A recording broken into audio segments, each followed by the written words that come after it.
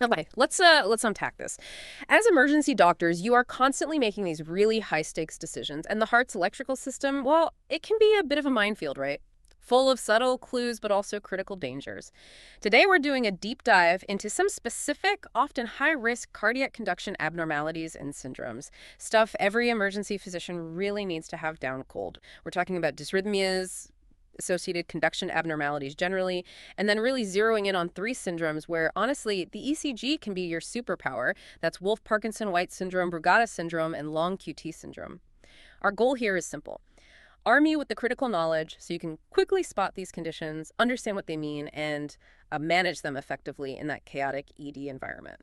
So what does this actually mean for you when that next ECG rolls across your screen? What should you be looking for? Well, what's really fascinating, I think, is how often these seemingly minor ECG findings, things you might almost overlook, can hide potentially catastrophic, life-threatening conditions. Hmm. Understanding not just what these patterns look like, but fundamentally why they matter, and crucially, what immediate actions you need to take that can literally change a patient's outcome in minutes. It's really about listening to the heart's hidden warnings. Exactly, those hidden warnings. That's precisely what we're after today. Let's start maybe with the broader landscape first. Right. These conduction abnormalities that often show up as dysrhythmias. The heart's electrical system, it's usually this marvel of precision. But when parts of it get disrupted, well, things can go sideways, fast. And nowhere is this clearer than with atrioventricular or AV heart blocks. Indeed. AV blocks are all about that delay, or sometimes even a complete interruption, of the electrical impulses trying to get from the atria down to the ventricles. We classify them by degrees, first, second, third, and each one has its own distinct ECG look and, critically, very different clinical implications you absolutely need to recognize on the fly. Okay, so let's start at the beginning then. First degree AV block. This one's often the most benign, isn't it? Can you walk us through what we're looking for on the ECG and maybe more importantly, when does benign suddenly become a bit of a red flag for us in the ED? Sure, so you'll spot a prolonged PR interval. Typically, we say greater than 0.2 seconds or 5 small squares on the paper. But the crucial part is that every P wave still manages to get through. It still conducts to a QRS complex. Now, while it's often asymptomatic, maybe just a normal variant in some people, that red flag moment you mentioned, that comes when you see it pop up in the context of an acute coronary syndrome. Suddenly, it shifts from being, a curiosity to a potential early warning sign, maybe evolving ischemia. It definitely demands closer monitoring. No specific treatment usually needed for the block itself, but yeah, you're watching that patient very closely. Right. Vigilance. Okay. But then we move into second degree AV block. And this is where things get, well, significantly more complex and more concerning. We have two main types here. Mobitz type 1, which people often call Venkabach, and then Mobitz type 2. What's the fundamental difference our listeners need to immediately spot on that ECG? Yeah, the key distinction is all in the PR interval behavior. Mobitz type I, Makebach, that's classic for its progressive PR prolongation. Beat by beat, that PR interval gets a little longer, then a little longer still, until finally a P wave just drops. It doesn't conduct. Poof. This usually points to a problem within the AV node itself. Often it's relatively benign, maybe after an inferior MI, and it typically resolves on its own, usually asymptomatic, rarely needs urgent intervention. So type I, longer drop, like you said. But Mobitz type 2, that sounds like a whole different ballgame. Exactly. It is. In stark contrast, Mobitz type 2 is far more ominous. Here, the PR interval stays constant for the conducted beats. But then, just randomly, without any warning, some P waves simply fail to conduct to the ventricles. Bang. Dropped beat. This tells you the block is below the AV node, often in the bundle of His or the bundle branches. It's less common, thankfully, but it's frequently symptomatic syncope, dizziness, and it's a major red flag because it has this nasty habit of progressing abruptly to complete heart block. Patients diagnosed with Mobitz type 2, especially if found preoperatively, very often need pacemakers. It's really a setup for disaster if you don't recognize and address it. And then there's that tricky one, the 2.1 AV block. It can look a bit like a chameleon on the ECG, right? You just Yeah. see every other P wave conducting. For our listeners in the ED, how do you even begin to differentiate if it's, maybe a more benign type I pattern or the more concerning type 2 when you only see alternate P waves getting through? That really is the challenge, isn't it? With a 2.1 block, you just don't have enough consecutive conducted beats to see that PR trend. Is it lengthening or staying constant? So while you can't always definitively tell from the ECG alone without watching it for a while or seeing more beats, the rule of thumb, the safe approach in the ED, is to treat a symptomatic 2.1 block as if it were a Mobitz type 2 until proven otherwise, especially if the QRS complex is wide. You look for other clues, of course. A narrow QRS might point more towards type 1, a nodal block. A wide QRS is more suspicious for type 2, an infranodal block. But yeah, always be prepared for that worst-case scenario with 2.1. Assume type 2 if you're worried. And the worst case scenario is definitely third-degree AV block, complete heart block. This is where there's just a total breakdown in communication between the atria and ventricles. What does that look like on the ECG, and what are the immediate clinical concerns? Okay, with complete heart block, you've got full dissociation.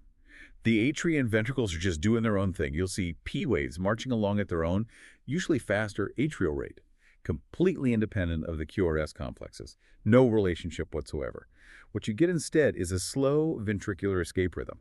It's usually quite broad, maybe a bit erratic looking.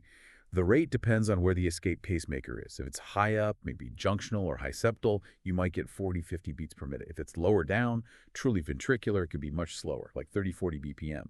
And these patients, they typically present with profound lethargy, maybe syncope, definite signs of hypoperfusion because that rate is just too slow. And listen up, everyone, because this is critical.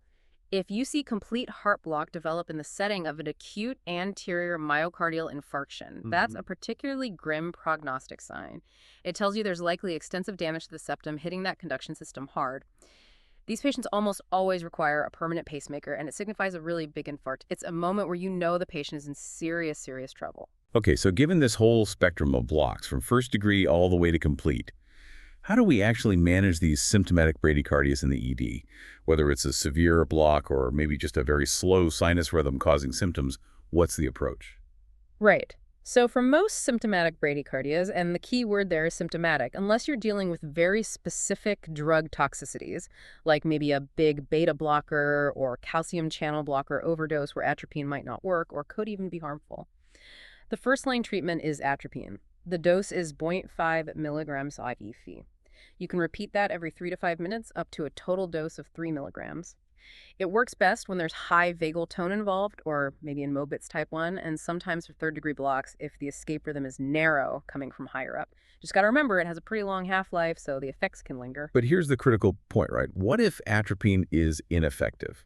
Or what if you know it's unlikely to work from the start? Like, say, in Mobitz type 2, or a complete heart block with a really low, wide escape rhythm, or like you said, certain drug toxicities. What then? Yeah, then you need to move fast. You need to consider immediate temporary cardiac pacing. You might try percussion pacing in a pinch, but more commonly, you're going straight for transcutaneous pacing. Put the pads on. It's uncomfortable for the patient, no doubt, but it's potentially life-saving. It's a bridge. And if even pacing isn't working well, or maybe you need something to buy time while setting up pacing, then you might need inotropes. Things like isoprenolone or adrenaline might be necessary. Adrenaline is often preferred these days for its rapid onset and offset. Okay, good. Now let's shift gears slightly and talk about the heart's intrinsic wiring system itself, the bundle branches and fascicles.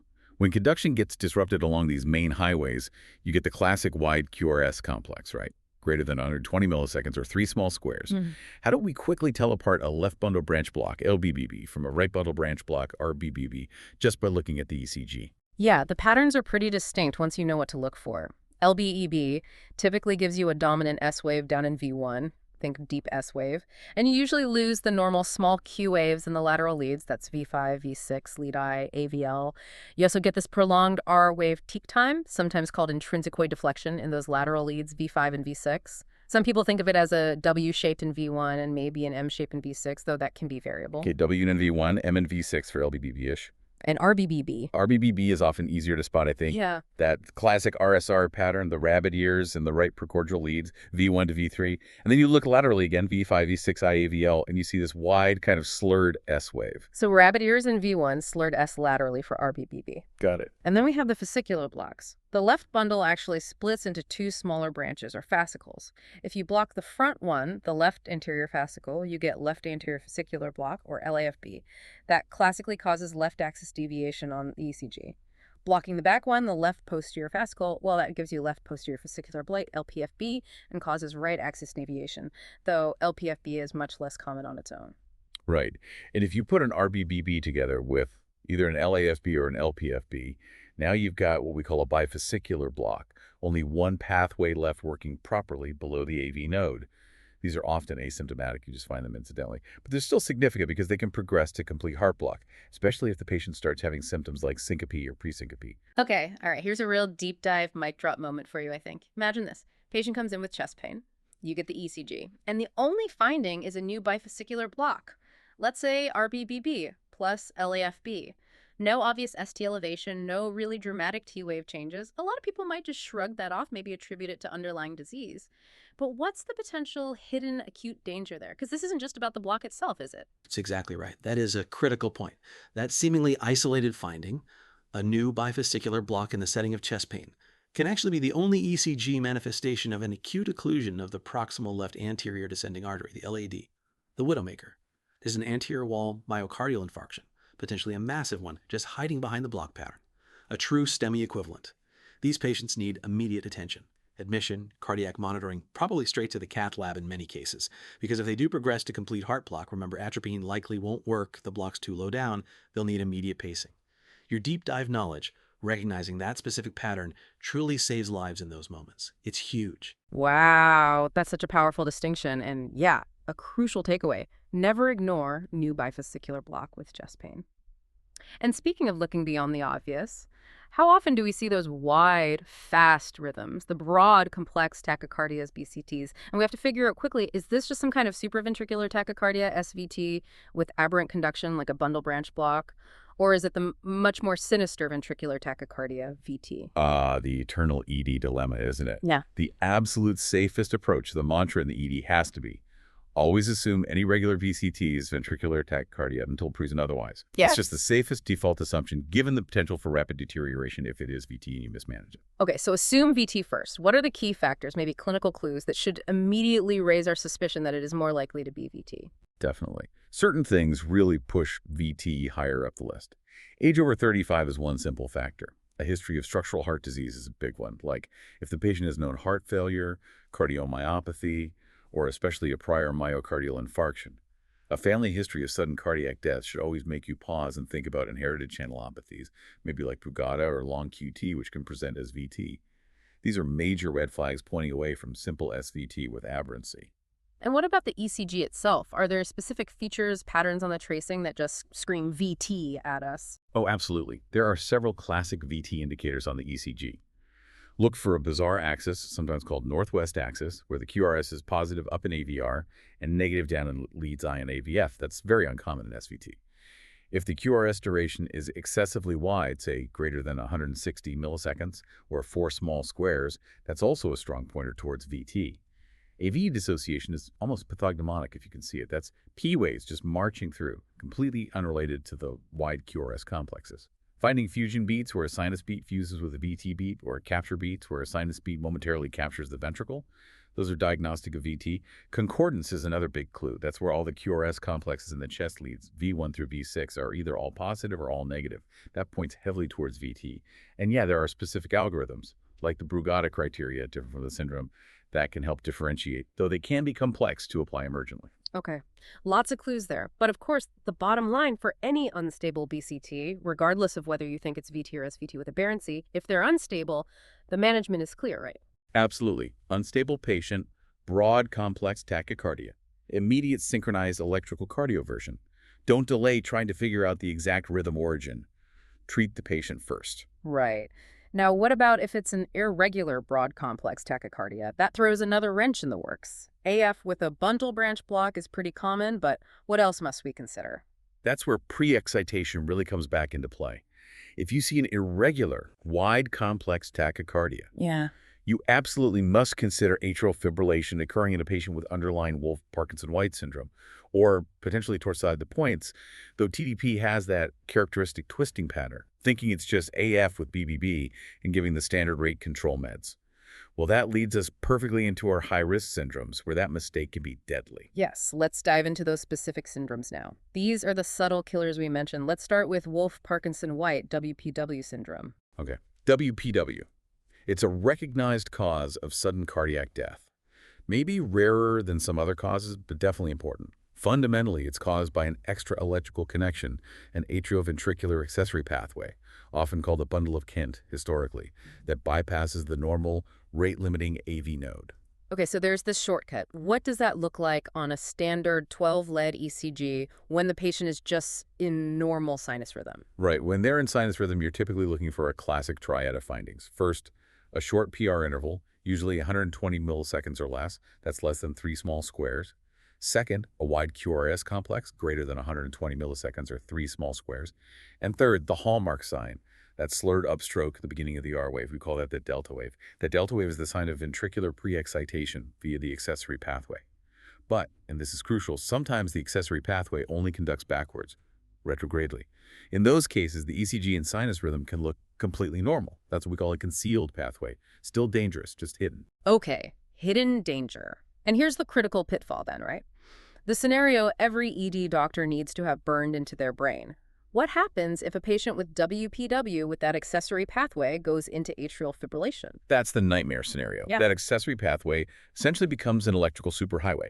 It has no rate-limiting properties like the AV node, so it allows incredibly rapid, completely unfiltered conduction of those chaotic atrial impulses straight down to the ventricles. We're talking rates often well over 200, sometimes 300 beats per minute, or even faster. What you see on the monitor is this very fast, very irregular, often bizarre-looking, broad, complex tachycardia.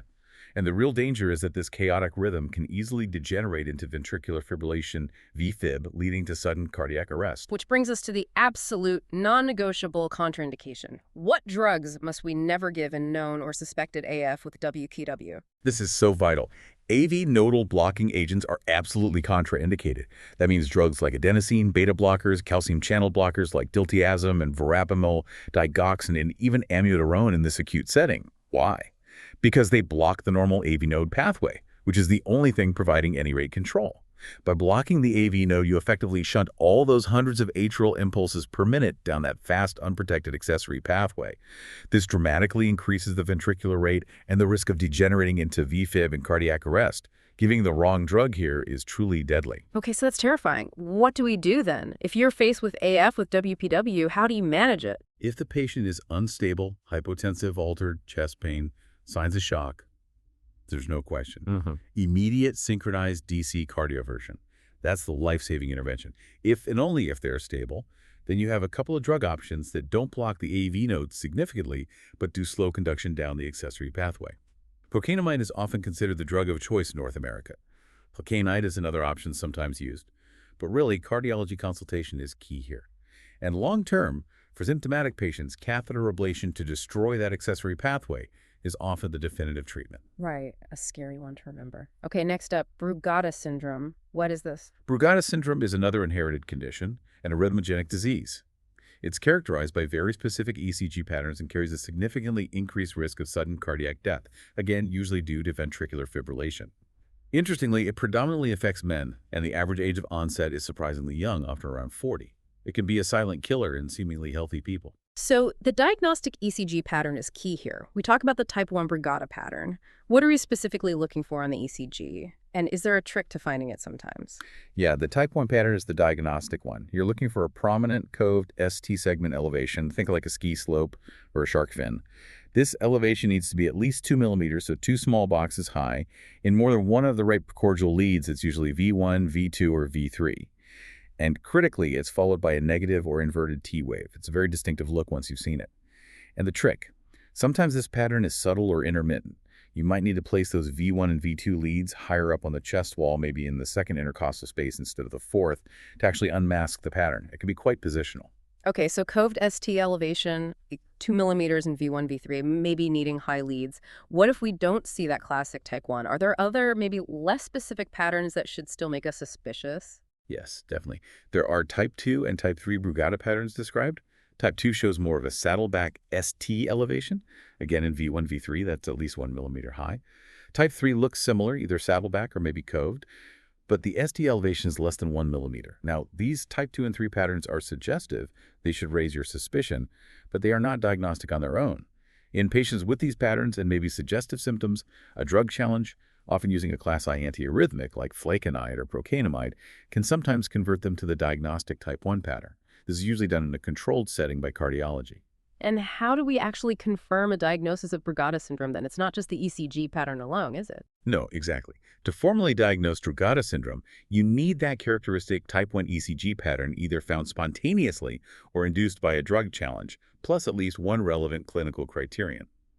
These clinical criteria include things like a family history of sudden cardiac death in someone relatively young, say under 45, or having other family members with a documented type 1 ECG pattern, or the patient themselves having had documented ventricular fibrillation or polymorphic VT, or experiencing unexplained syncope, maybe seizures, or that ominous sign of nocturnal agonal respiration gasping at night. Okay. So for patients who meet these criteria, these high-risk Brugada patients, what's a proven strategy for actually preventing sudden cardiac death? Unfortunately, for high-risk individuals like those who have already survived a cardiac arrest or those with syncope in a type 1 pattern, the only proven effective therapy to prevent sudden death is an implantable cardioverter defibrillator, an ICD. It's a big intervention, but it's life-saving for these patients. Additionally, all patients diagnosed with Brugada need to be meticulously counseled to avoid a whole list of drugs known to potentially induce that type 1 ECG pattern or trigger arrhythmias. Things like certain anesthetics, psychotropics, antiarrhythmics, and they also need to treat fevers aggressively because fever itself can be a potent trigger for ventricular arrhythmias in Brugada patients.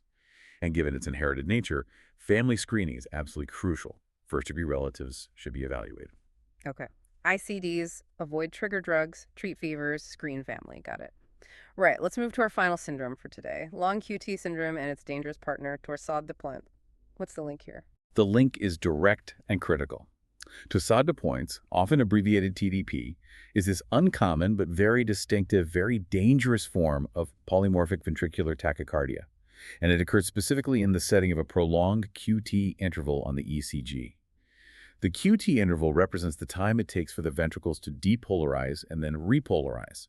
When this interval is excessively long, it creates an electrical instability, a vulnerability. Okay, so long QT sets the stage. What does torsade actually look like on the monitor or ECG strip? Why is it called twisting of the points? It looks quite dramatic, actually. Torsade de pointe is characterized by this gradual change in the QRS, amplitude, and the electrical axis. The QRS complexes appear to sort of oscillate, getting bigger than smaller, and twisting around the isoelectric baseline. It genuinely looks like a ribbon twisting, hence the name, which is French for twisting of the points.